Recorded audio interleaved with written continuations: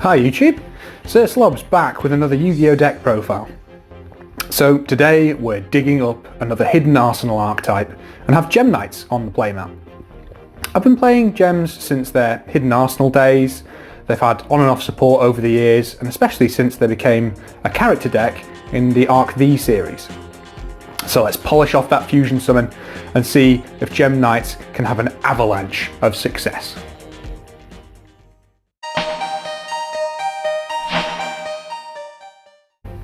So, as always, we're doing monsters first. So the monsters break down into our normal monsters this time, which I don't know if we've had a normal monsters included in a deck profile yet, but we're running 3 Gem-Knight Lapis. So that's a rock, level 3. Obviously it's got no effect because it's vanilla. So Lapis is crucial to our combo. We're playing an FTK variant here. As much as some people may despise that, I do believe that that is the best way to play Gem-Knights currently. From there, running 3 more vanillas, which is Gem-Knight Tourmaline. So some people run Sapphire and use the Aqua engine. I prefer the Thunder variant. I think Prismaura, the discard and pop that gives you is more versatile and comes up more often than the bounce or the spell and traps which the Aqua fusion provides. From there we're running 3 Gem-Knight Lazuli, which I think is pretty standard for almost every single build. So Lazuli, whenever it's sent to the graveyard, you can add a normal monster back from your graveyard to your hand. So that's be it when it's sent from the hand or anywhere, it's got to be by a card effect basically.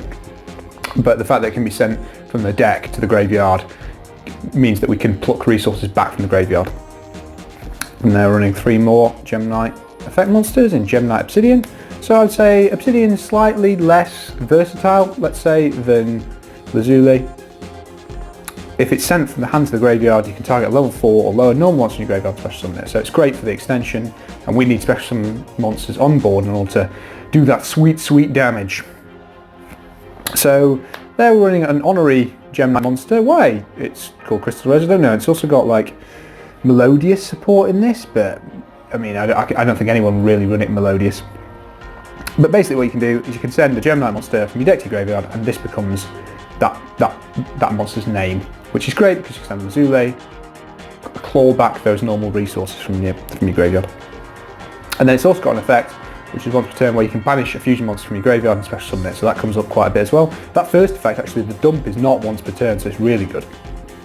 From there, running our best normal summon in the deck, and that is Rescue Rabbit. So Rescue Rabbit puts 2 normal monsters on board. That combined with some sort of extension often leads to the combo and your opponent not getting a turn. It's an absolute hand trap magnet, and people will kind of see exactly what you're doing as soon as you've played one game. So you've got to be a little bit careful, but he's definitely the best starter. From there we're playing 3 Parallel Exceed, which is a newer introduction into the deck. So basically this guy just churns out Gallant Granite. So, you know, whenever you link into your Phantom Quartz normally, you can plot this out, get your Gallant Granite, and Gallant Granite will normally search you out one of these bad boys. So we're playing 3 Block Dragon, as standard for pretty much every rock deck in my opinion. And he's possibly the best rock monster ever printed, although maybe Nibiru would argue that. He's search, he's extension. I will be very sad to see him banned, and I think the deck may really struggle after he does get banned.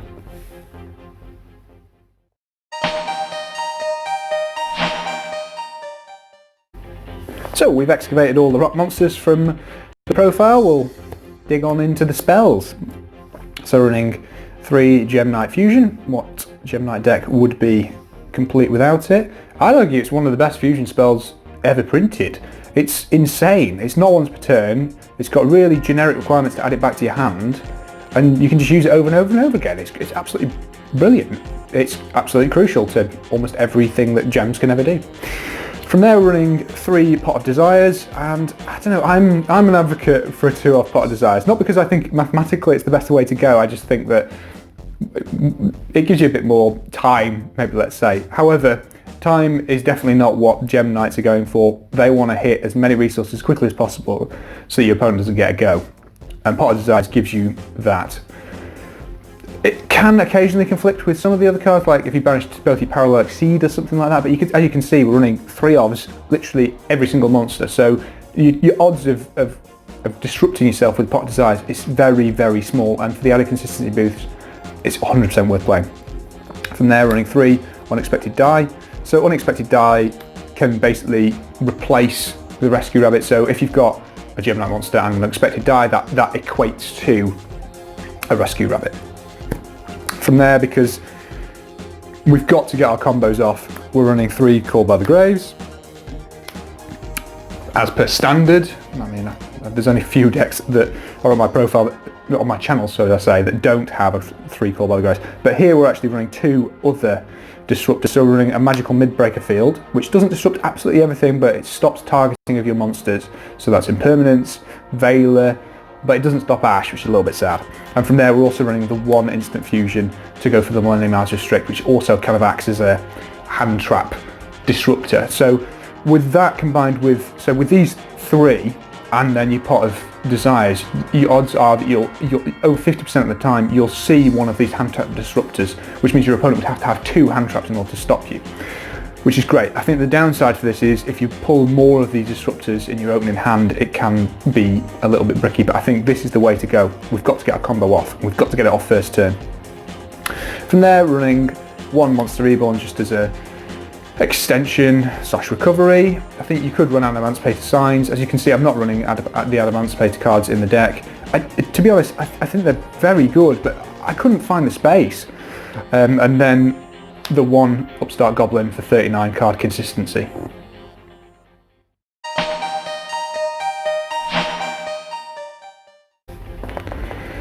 So we dug through the spells. So let's polish off the extra deck. So we're running 1 Gem-Knight Seraphinite. So Seraphinite, you know, I think is a very common card, or at least it used to be, with Brilliant Fusion, a light monster and a Gem-Knight, and it gives you an extra normal summon, which can be pretty crucial. From there, we're running 2 Lady Lapis Lazuli. So this really should be limited. I don't know why it's not. But you can send a Gem-Knight monster from your extra deck or graveyard and burn your opponent for 500 times each special summon monster on the field.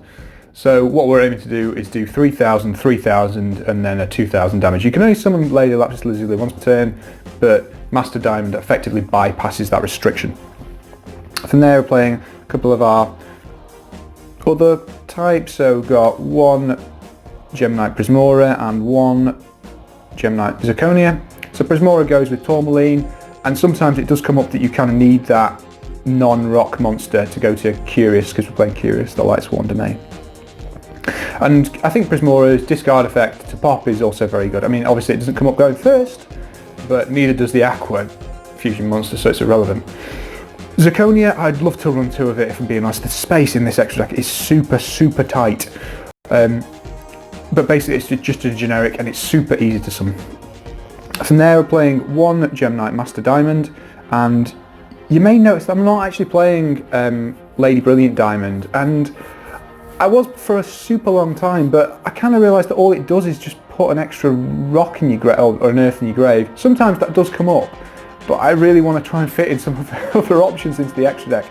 But Master Diamond is now our 2nd and 3rd copy of Lady Lapis Lazuli. It can banish a Gem-Knight fusion monster from your graveyard to copy its effect. So you summon Lady Lapis Lazuli, you dump the other one with the first one's effect, Gem-Knight Master Diamond banishes that one to copy another one's effect, and then you shuffle Master Diamond back into the extra deck, summon it again to get your 3rd burn. And from there we're in our final fusion card, which is Millennium-eyes Restrict. So again, I've torn in and out with this, because the fact that it eats up an extra deck space for 1 card in the main deck is pretty dark, but I really, really, really want my combo to go off, and this is a way of providing that. It's also not bad going 2nd as well. From there, we're playing 1 Exceed card, and that's Gallant Granite, and that's basically just to search our Block Dragon, or if we've got Block Dragon, then we can search any of the other pieces that we're missing. And from there, it's all links. So we're running 1 Link Spider, so this is great for our normal summon and extension, especially if we've got a normal summon in hand or Unexpected Dai. running one Proxy Dragon, so it's an easy to summon light, and we need that light because we've got no other way of getting to Seraphinite. And then we're running one Cross Sheep, which gives us the extension back if we perform a fusion summon, and it's an easy way of getting to an Earth and getting rid of some of our monsters on board. From there, we're running two Phantom Quartz. Phantom Quartz is an absolute beast of a support card. So it searches a Gem-Knight card when it's summoned, so that's an easy access to your Gem-Knight Fusion, which was a problem that the deck had for ages. But then it's also got kind of like a Miracle Fusion effect where you can shuffle banished or cards in your graveyard to fusion summon for 1,000 life points. It's absolutely incredible. From there, running a couple of Link 3s, so running one Curious the Lightsworn Dominion. Sometimes you can't get to Gallant Granite, and Dominion is the best way to get to Block Dragon in that case. And then we're running one Knightmare Unicorn, so we can shuffle that Master Diamond back in and perform our final summon for the burn.